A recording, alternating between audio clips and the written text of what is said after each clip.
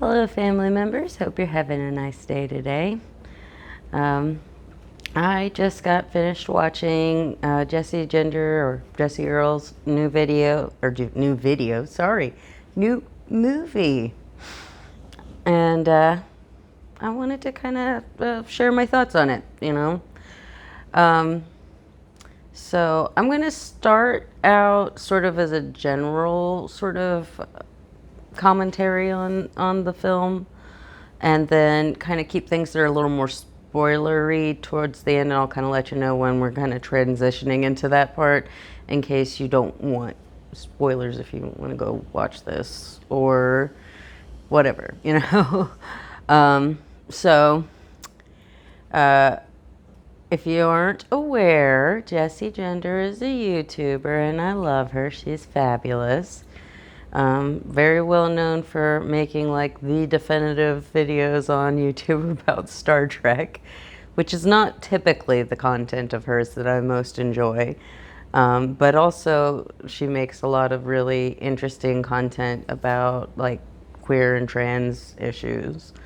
And she has created a film as an exclusive for the streaming service Nebula, which is a bunch of YouTubers getting together and making their sort of YouTube substitute that's more favorable for creators than YouTube.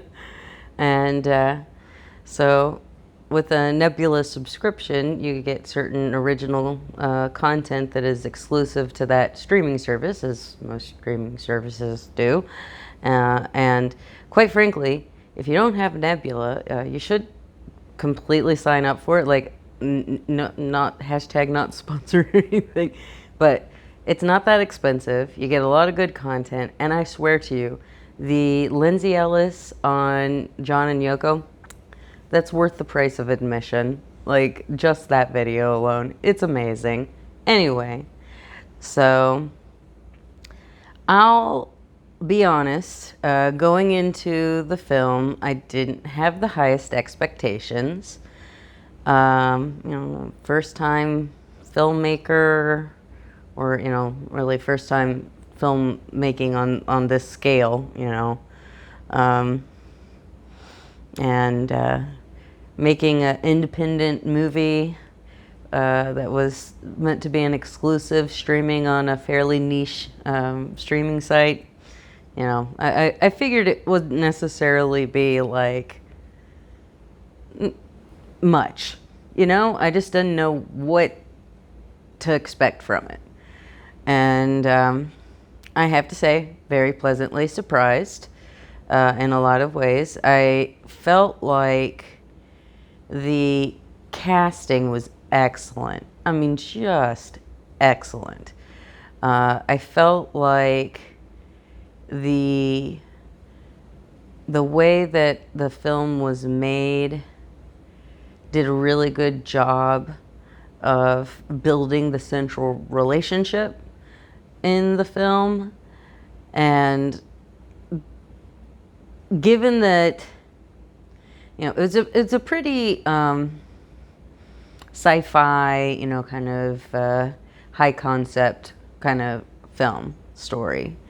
And, I'm sure that it was a lot larger budget than Jessie Earl normally gets to play around with, but, nothing like, even a mid-tier box office kind of movie, And I felt like the resources that they had available to them were very well used.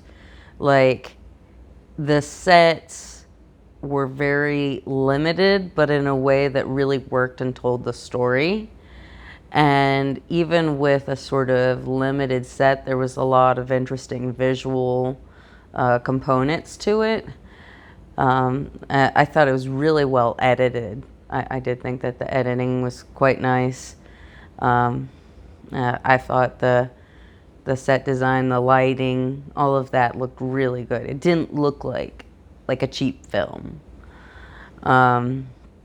Probably my biggest say non-spoilery critiqued is I just think that it felt like it was missing a third act. It felt like we got a first act and a second act, but not a third act. Like I was like, wait, that's the end of the movie? Okay. Um, so that's the thoughts that are not potentially spoilery. And so if you would like to go watch this movie without it being spoiled, see you later. Have a nice day. um, but for anyone else who chooses to stick around, I really, really loved the way that the two characters kind of loved each other in a way. And it felt like it made sense in a way too. Like, I mean, not love like romantic love, you know, but love like accept, embrace, enjoy, appreciate, you know, admire, like all of that. And I felt like the beginning part where the characters are having their dialogue really, really worked because the reactions felt kind of real, you know? What would you react like if you woke up in a room with somebody you didn't know and you couldn't remember anything about how you got there or basically anything else? You know, like you would freak out. And I really like how the, you know, the woman character is, you know, sort of aggressive and suspicious, and then you have the man character who has this kind of like panic attack, right? And I felt like that was a really good way because it would be natural to be suspicious of somebody who was just there and you didn't know why they were there when you didn't know why you were there or who you were or what was going on, right? And his suspicions in her would have been disarmed by seeing how genuinely suspicious of him she reacted, and then her suspicions of him were disarmed by his very genuine panic attack. You know, like she could genuinely see that he was feeling broken down, and it was real for him, and I thought that was really great. The orientation video part was pretty cool too, I thought. But it was kind of weird how it ended. Like, the guy was talking and then they decided to have a conversation and I guess the video just stopped.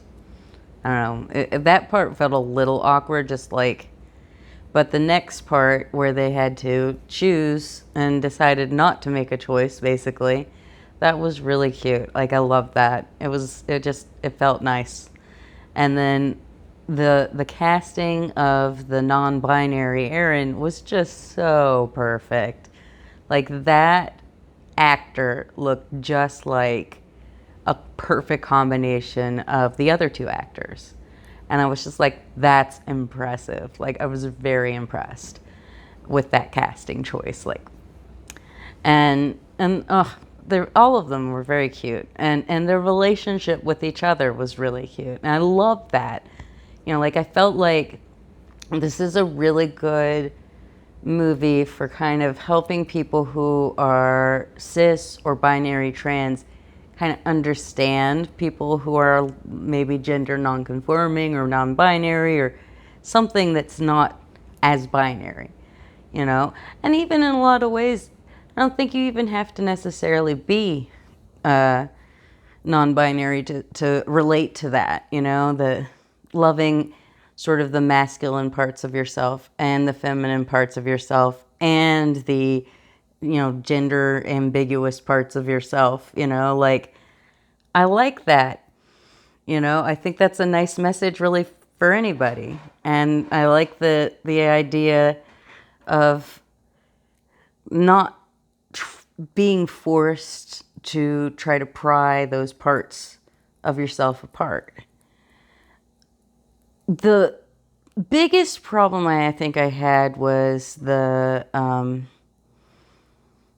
guess, manager guy having his little interrogation scene with the two different Aarons, the male and the female Aaron, and the little monologue that the interrogator guy gives, it gets a little over the top.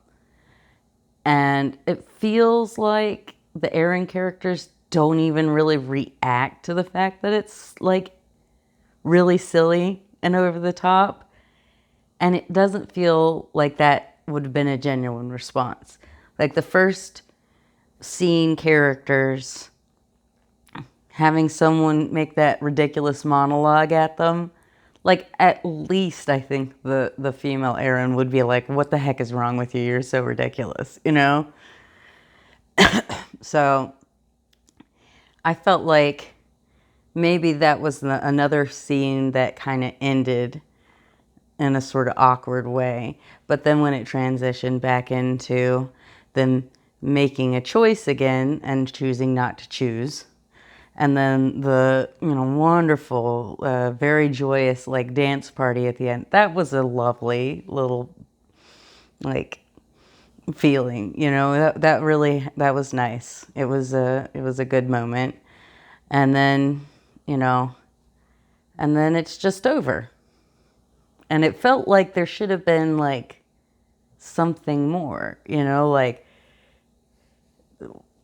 it didn't feel like there was a resolution to what it meant for the system, that there was someone who was going to be non-binary in the system, whether or not they wanted that perfection and everything in its place kind of situation, and it felt like we got a resolution to Aaron's story, but not the broader story.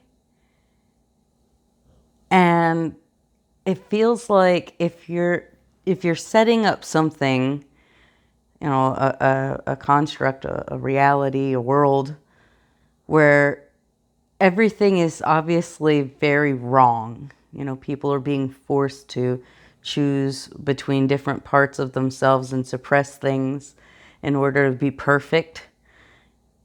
It doesn't feel like it's necessarily a very satisfying ending to have things fixed for one person, but not address the larger societal problems, or even imply what's going to happen next. It feels like there was a broader conflict that was brought up that maybe was left a little unaddressed. And maybe it's, maybe that was just the scope of this story was what it was, and maybe there just wasn't place in the budget, script, whatever, to tell that broader story.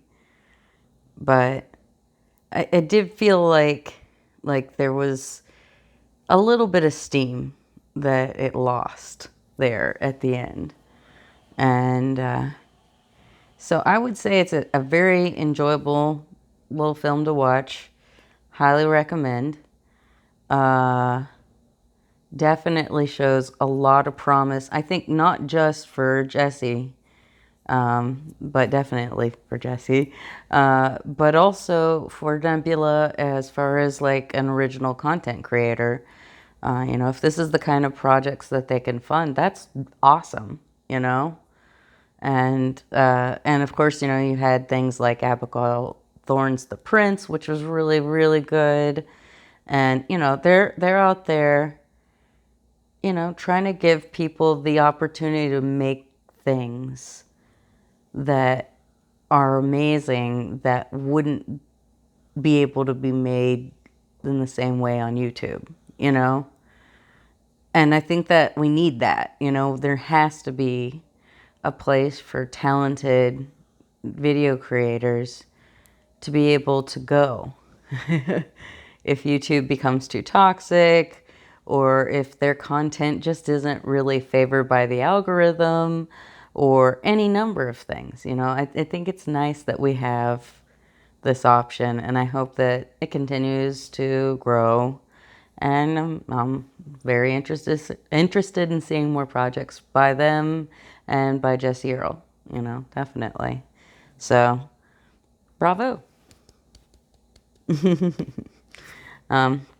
So that's all I have to say about that, I guess. I'm enjoying a little quiet night at home without the goddaughter because she's off on a slumber party. So I get to sleep all night, not have to worry about her coming and be like, I can't sleep. So I'm going to sleep nice tonight. Probably not, you know, I have insomnia, but I can pretend like it's going to possibly happen, and that's always fun. All right. Love you, family members. Take care of yourself. Talk to you later. Bye.